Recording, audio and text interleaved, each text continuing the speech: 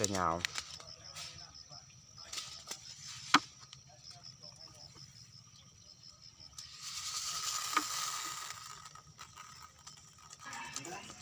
เอาในมะเขือเทศโก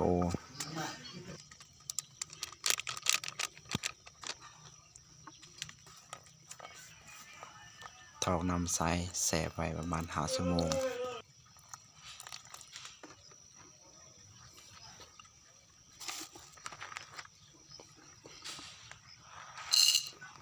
นี่แมนในหมักบวบ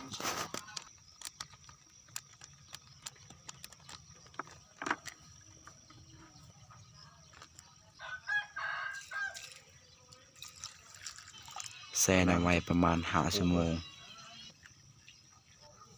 เ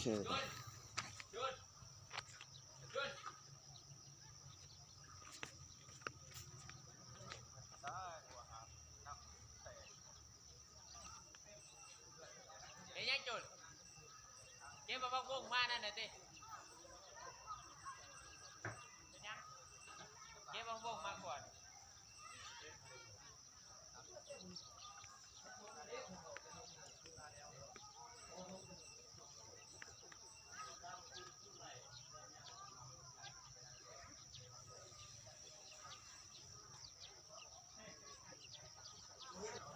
เลาะห้าบักบงเลยนี่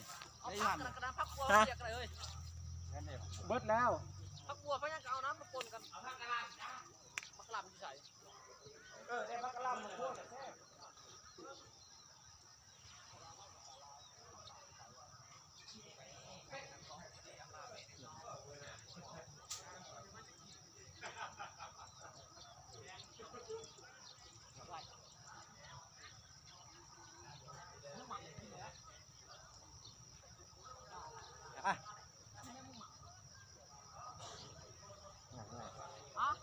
ยัง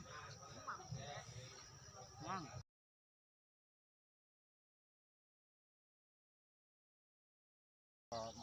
เดี๋ยวกระเหงา ถึงยาวจอกหนึ่งบ่ยังจะการนุ่น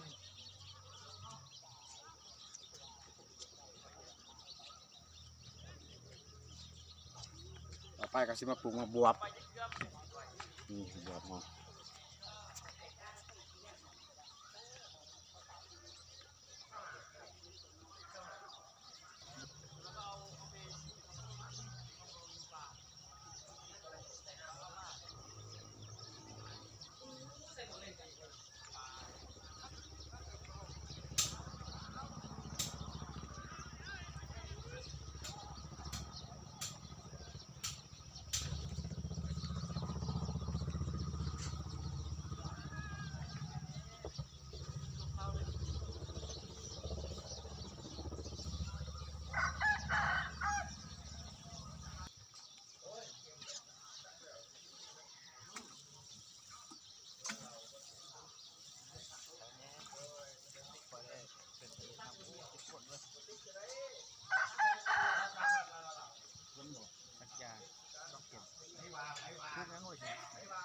เครือมาบวบ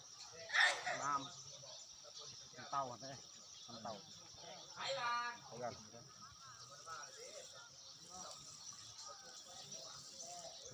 มันที่กันแน่พอแล้วเดินเลยกูสิทายหายก็ได้เบิ่งเอามันถึงไหมเนาะเหนียวเนี่ย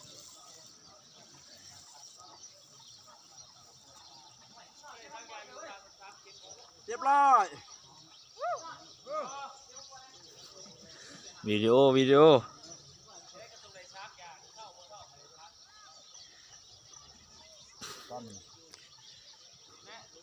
ปลูกอันนี้ปลูกบ้างยังนี่มะเขือ มะเขือ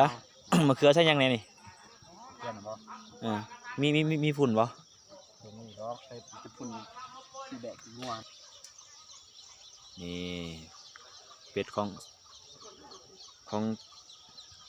ทันกากา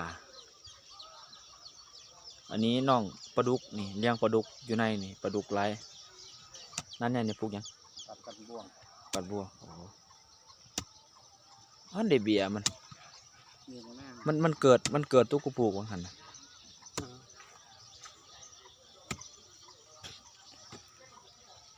มาปลาดุก